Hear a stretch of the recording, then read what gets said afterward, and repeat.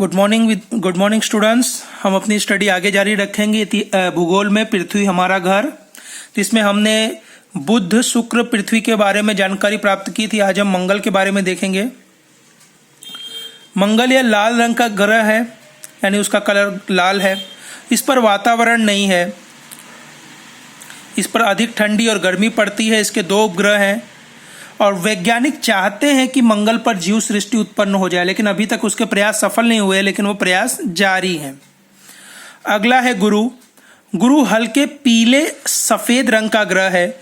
इसके आसपास गैसों का वातावरण है, जो उसके चारों बाजू देखो, ये गुरु है, जो ये सब पट्टे पट्टे दिख रहे हैं ना, ये क्या है? गैस है, जो उसके चारों बाजू घूमते रहते हैं। यह ग्रह बहुत ही ठंडा माना जाता है और सौर मंडल का सबसे बड़ा ग्रह है। अगर हमको प्रश्न है कि सौर मंडल का सबसे बड़ा कौन सा ग्रह है, तो आंसर होगा गुरु। गुरु के कुल 79 उपग्रह है, यानी ऐसे छोटे छोटे उपग्रह जो गुरु के चारों तरफ चक्कर लगाते हैं। ऐसे कितने हैं? 79, जिसमें भी वैज्ञानिकों में मतभेद पाया जाता है। इस बड़े भीमकाय ग्रह को दूरबीन से देखने पर धब्बों वाला धरातल मनोहर लगता है। इस पे यानी धब्बे धब्बे दिखाई देते हैं। फिर है शनि।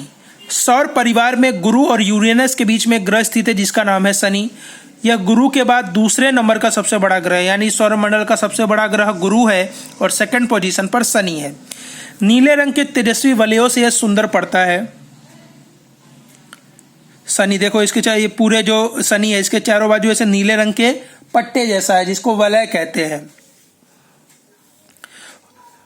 इन वलयों के कारण यह भिन्न लगता है। इन वलयों से पहनी हुई पगड़ी जैसा लगने से शनि को पगड़ी ग्रह भी कहते हैं। ये जो है ना, इसको पगड़ी कहा जाता है, इसलिए इसको पगड़ी ग्रह भी कहते हैं।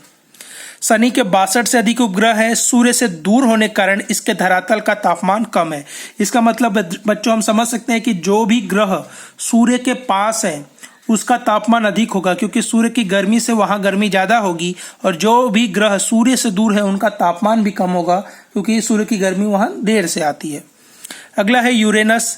पृथ्वी से इतना दूर है कि यह सामान्य दूरबीन से दिखाई ही नहीं देता। यहाँ सूर्य का तेज भी सफेद चांदनी जैसा है। यह इंपॉर्टेंट क्वेश्चन है कि विलियम हर्सल नामक खगोल शास्त्री ने 1781 में इस ग्रह की खोज की थी। ठीक है। अगला जो अंतिम ग्रह है नेपच्यून, हरे रंग का है। इसके वातावरण में गैस पाई जाती है मीथेन नाम की। इस ग्रह पर भी पृथ्वी की तरह ऋतु परिवर्तन होता है। अगला है उल्का। कई बार आपको आकाश में तारा गिरता हुआ दिखाई देता है। हकीकत में तारे गिरते ही नहीं हैं। अवकाश में घूमते पत्थर के छोटे टुकड़े अथवा ग्रहों के छोटे भाग जो उल्का के रूप में पहुंचाने जाते हैं। ऐसे टुकड़े पृथ्वी के नजदीक आने पर पृथ्वी में क्या है? गुरुत्वाकर्षण बल किसी भी चीज को अपनी तरफ खींचती है, तो ये पत्थर को भी पृथ्वी अपनी तरफ खींचती है। तो पत्थर गिरता है तो हमको क्या लगता है कि तारा गिर रहा है। हकीकत में वो तारा नहीं है, वो कोई पत्थर है गिरता है, जिसको उल्का कहा जाता है। ठीक है। ये उल्काएं तेज रोशनी के में जलती हुई धरती पे गिरती है, तो जहां पर पृथ्वी पर गिरती है वहां बड़े बड़े खड्डे हो जाते हैं।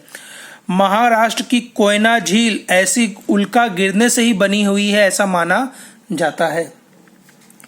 अगला है नक्षत्र। कोई भी तारों का जो समूह होता है, वो हम आकाश में देखेंगे तो ऐसा लगता है कि कई सारे तारे एक समूह में आपस में, तो तारों के उन समूहों को क्या कहा जाता है? नक्षत्र। उन तारों का कोई निश्चित आकार भी होता है। कभी कोई तारों का आकार हंस जैसा, तो कभी कोई गरुड़ जैसा दिखाई देता है। आकाश में से कुल अश्विनी, रेवती, विशाखा, पुनर्वसु, मृगशीर्ष, रोहिणी, पुष्य, आर्द्रा, स्वाति से कुल कितने नक्षत्र हैं? 27। अगर हमसे प्रश्न पूछा जाए कि आकाश में नक्षत्रों की संख्या कितनी है, तो कहेंगे 27। ठीक है।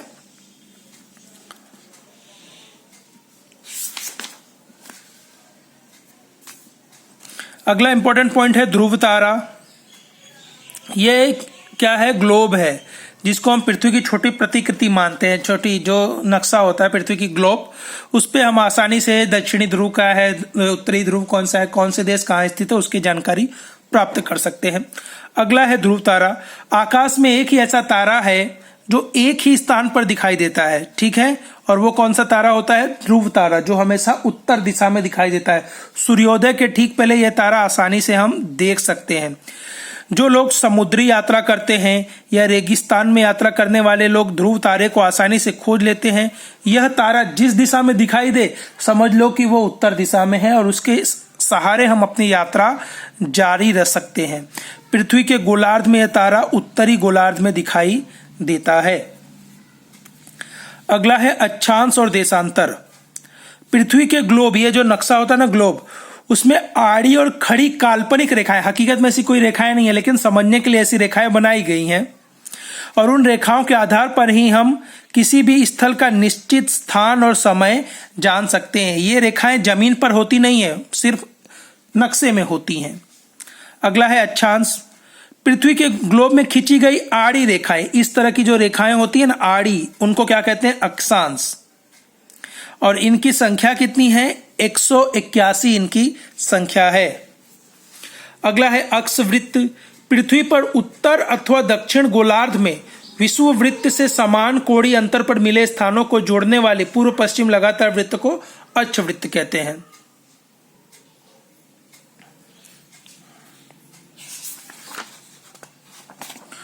तो स्टूडेंट्स, आगे इस चैप्टर के जो क्वेश्चन आंसर हैं वो आपको पीडीएफ के जरिए मिल जाएंगे, और जो इसमें थोड़ा शेष बाकी रह गया है वो आपको कल पढ़ाया जाएगा।